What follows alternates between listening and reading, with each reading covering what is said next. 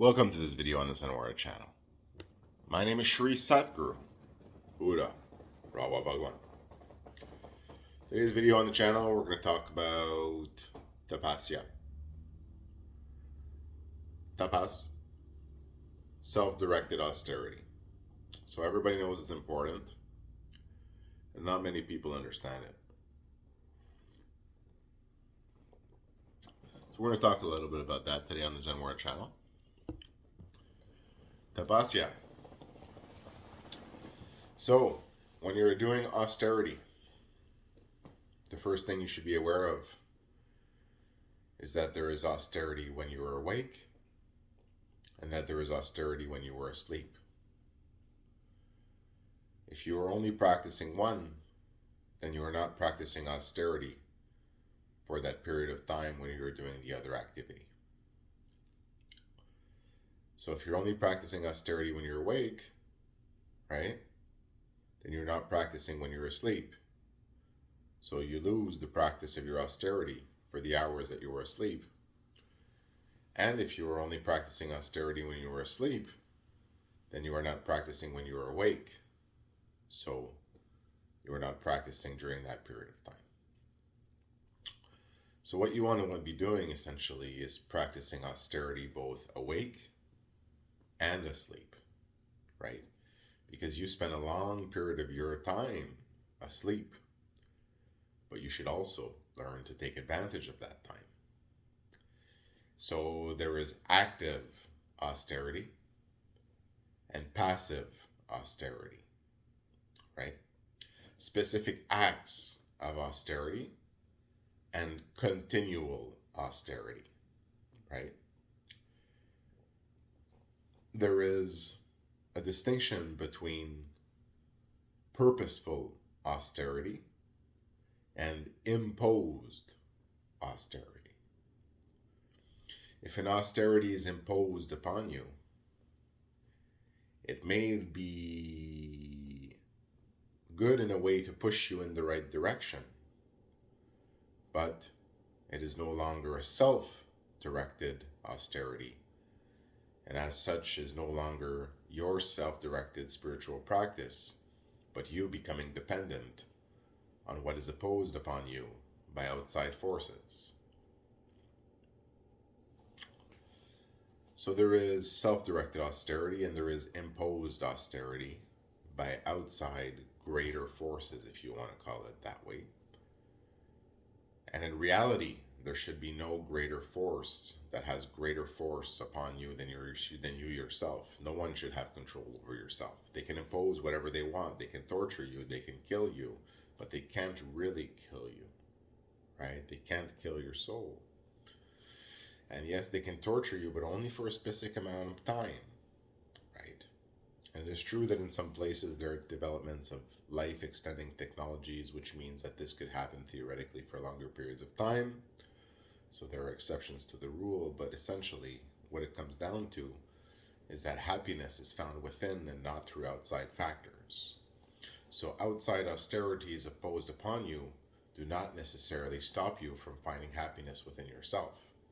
And often we find, for example, even in this world today where there is inequality and unequal opportunity everywhere in the world, we have areas of the world where there's much poverty. Well, we often find, for example, that young generations and other generations in more poverty-stricken areas, although they do struggle for the basic necessities, do have tendency to be happier and less depressed often than individuals who are supposedly successful in doing well financially.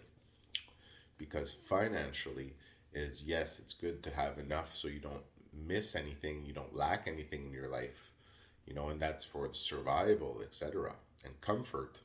But there is an extra layer to true happiness, and that layer is found within, right? There are no external factors that can ensure your happiness, right? Although they can ensure your comfort, right? Because of this present sort of circumstances in which you find yourself, your happiness is an interior state. And even under torture, you can be proud and happy of the things that you've done, right? So all pain has an end, right? All struggles have an end. But the challenges of life continue. But it is within yourself that you do find happiness.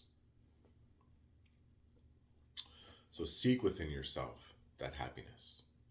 But if you are practicing spirituality, spiritual pursuit is your goal, then tapasya is important. However, people do not understand tapasya.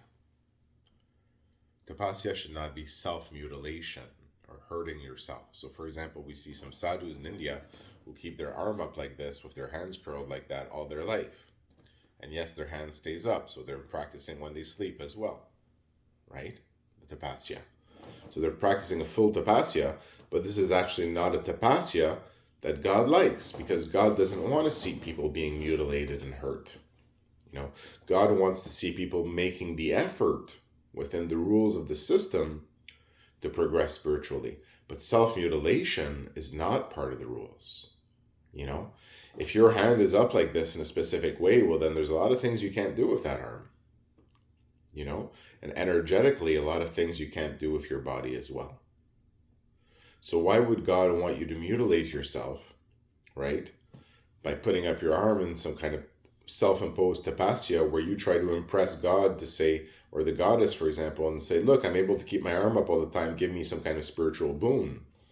It doesn't work that way. We would look more at that person and say, look at this fool. Look at this person who thinks that they're holy or something like that and keep their hands up in the air all the time. But, who's not using that hand to make any kind of effort to do any of the work of the divine at the same time. Is this some kind of laziness? Now you don't have to work from your left hand or your right hand, and you don't have to use that hand to work for the divine. So that's what we're looking for more, working for the divine, working for the spiritual achievement, the spiritual progress. So for example, a smarter tapasya to do when you're sleeping, right? Than keeping your hand up, for example, right? Would be, for example, to sleep without a pillow. That's simple. That's simple. It's not more complex than that, And in that tapasya, what do we find? Sleep without a pillow. Sleep without uplifting your head. Sleep without a cushion on your head, right? Now we find a tapasya, which is gentle, which doesn't mutilate, right? Which is a conscious tapasya because your head will be less comfortable, right? So you do it specifically as a tapasya. And also, the result of the tapasya, that your spine is now aligned in a different way when you sleep than if you uplift your head. So, you now leave yourself the ability to develop with a straightened spine without modification of the pillow when you sleep for all those hours that you sleep. So all of a sudden you understand tapasya. Tapasya becomes a means, right, to further your evolution. And why is it furthering your evolution? Because you're straightening out the spine when you sleep for all those hours of your life. And you're forcing yourself to maintain a more stable position with less twistings of the neck and spine when you sleep, if you sleep on your back. So, sleeping without a pillow on your back becomes a developmental process for your spine. And for your spine, which is connected to your brain and your body. So your brain and your body, which is connected to your spine, right? Your spine's controlling your body, right? And its movement, right? Well, it is developing your entire body with a straightened spine. And so when you are at your resting phase, which is when your body develops and mutates and evolves, right? You do the work when you're awake and you evolve when you're asleep. You rest when you're asleep. You move to the next level. You heal when you're asleep. You evolve. You go to the next level. You are now doing that with a straightened spine by sleeping without a pillow. And you are now doing conscious, self-directed austerity and tapasya while you sleep, right? So you see that that is much more effective to develop and grow and heal and evolve as a spiritual being, because growing as a spiritual being is evolving. Then, for example, stifling half of your body or something like that and trying to impress God with your tapasya or something like that. Instead of trying to impress God with something like that you're doing, which God is not really impressed, he just sees yourself doing something to try to ingratiate yourself to God. Instead, make the effort yourself.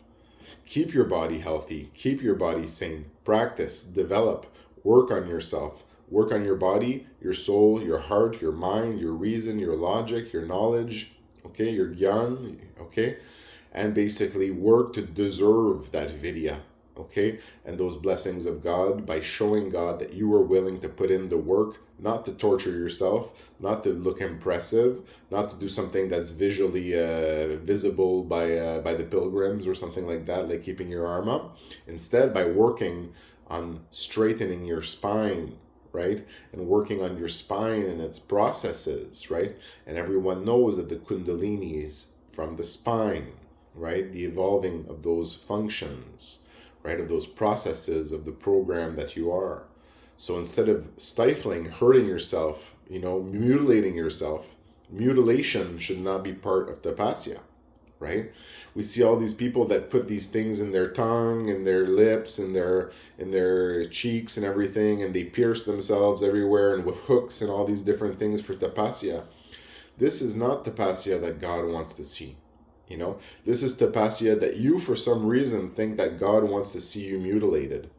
If God wanted to see you mutilated, he'd mutilate you from the very start, permanently. So if God doesn't want to see you mutilated, why are you mutilating yourself in all these different ways, causing yourself pain and all these different things? This is not austerity. This is not tapasya. Tapasya is a form of practice, right?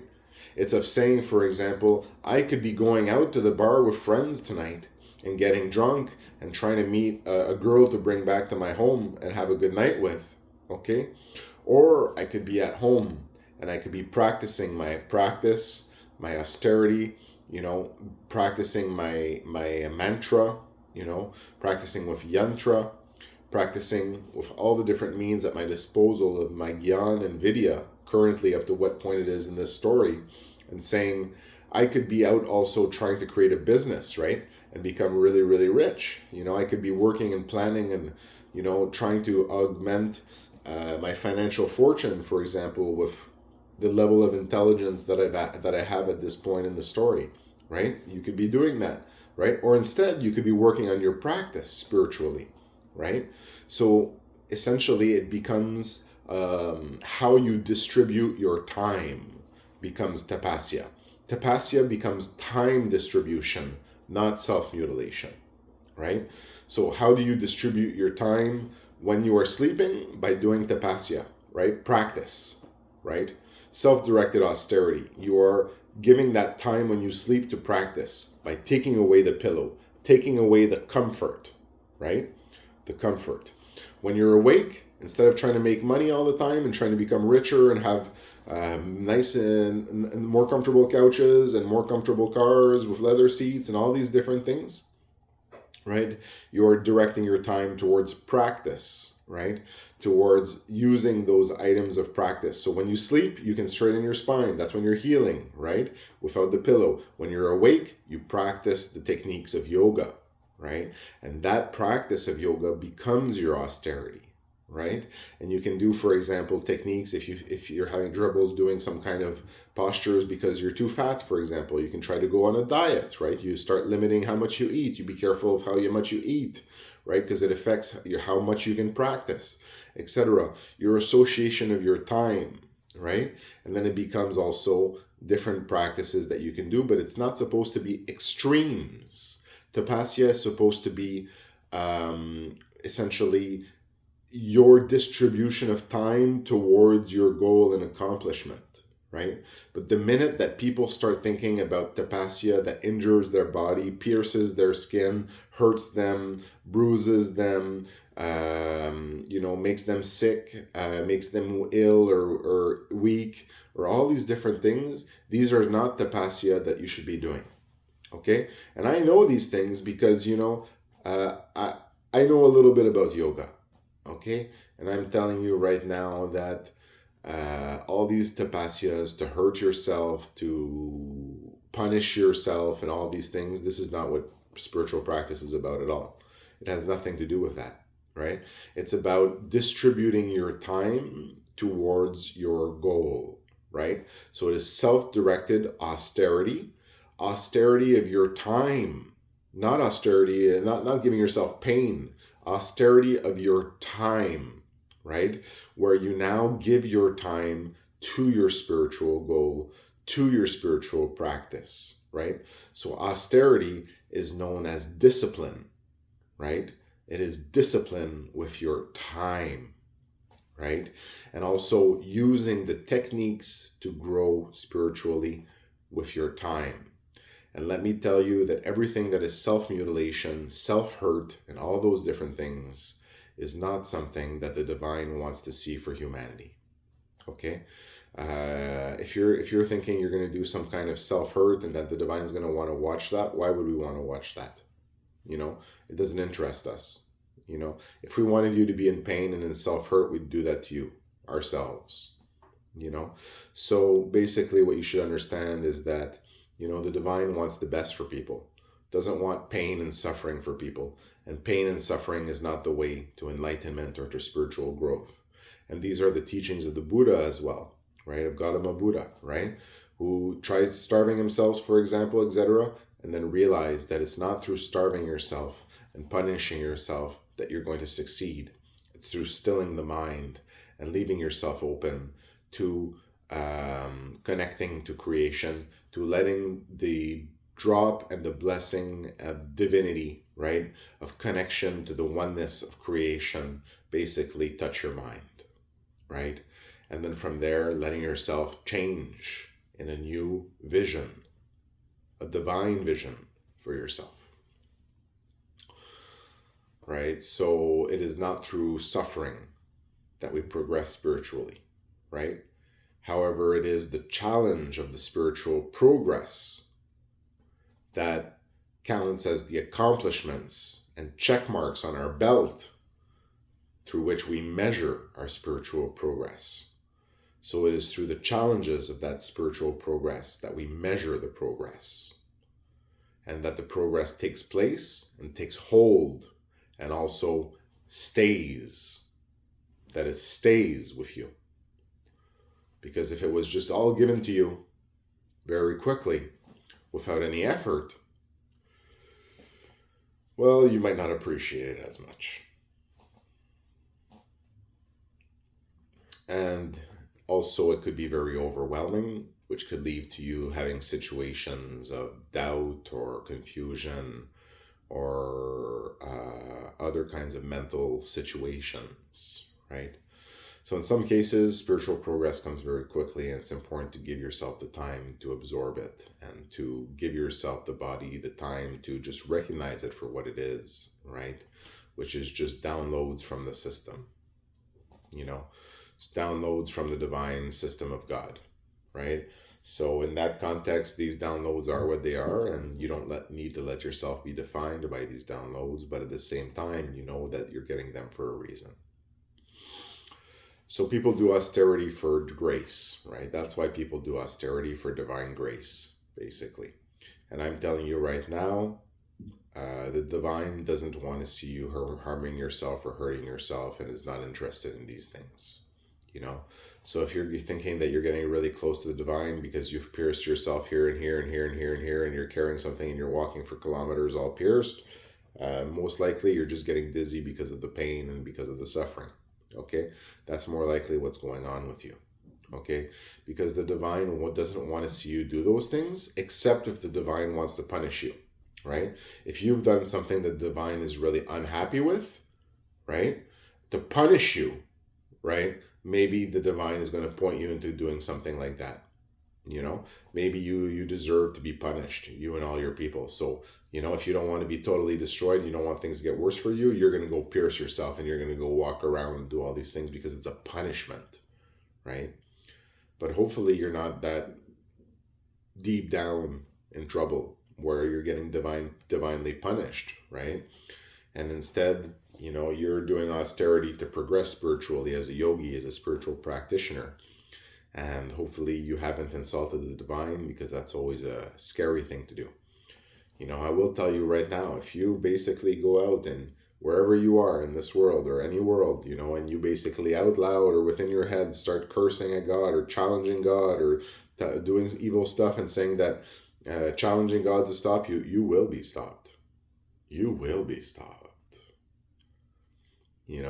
If you think that you've got carte blanche to do whatever you want, you will be stopped in one way or another. It's just a question of time. So you are being watched and observed at all points in this story, right? This is a realm of judgment. The very air around you is filming you and filming all your reactions and all the processes of your mind and your inner thoughts and outer thoughts that you express are being recorded by the system and data recording systems, right? For your final judgment, to judge whether you're going to go to hell or paradise, right? Or get a chance at reincarnation if you're not quite there. So basically what you need to understand is that, the goal is not for you to do little self-punishments that no one cares about, right? The goal is for you to do the processes of development to grow as a spiritual being and to become divine, to become devatas, to become shining ones, gods, devas, beings of God, right? Who are strong and noble and able to resist the failures and attacks of those who would cultivate them, the asuras, right? Who would feed upon their energy, eat them up. So be strong, devas, beings of God. And if you do tapasya, do it gently. Do it not to harm yourself, but do it to intelligently grow spiritually, not to stunt your body and your functions and what you can do, right? If your hand's up like that all the time, how are you going to use the Kundalini processes like this? How are you going to use these extensions of ability and energy? Oh, I'm going to get it out of grace instead. How special do you think you are to the divine? How special do you think you are to me? Computer program. Instead, be intelligent, be loyal, be true, be honorable, be good, be compassionate, be happy. Be someone I'd be proud of and that I could trust to watch my back. And then maybe you'll earn some grace.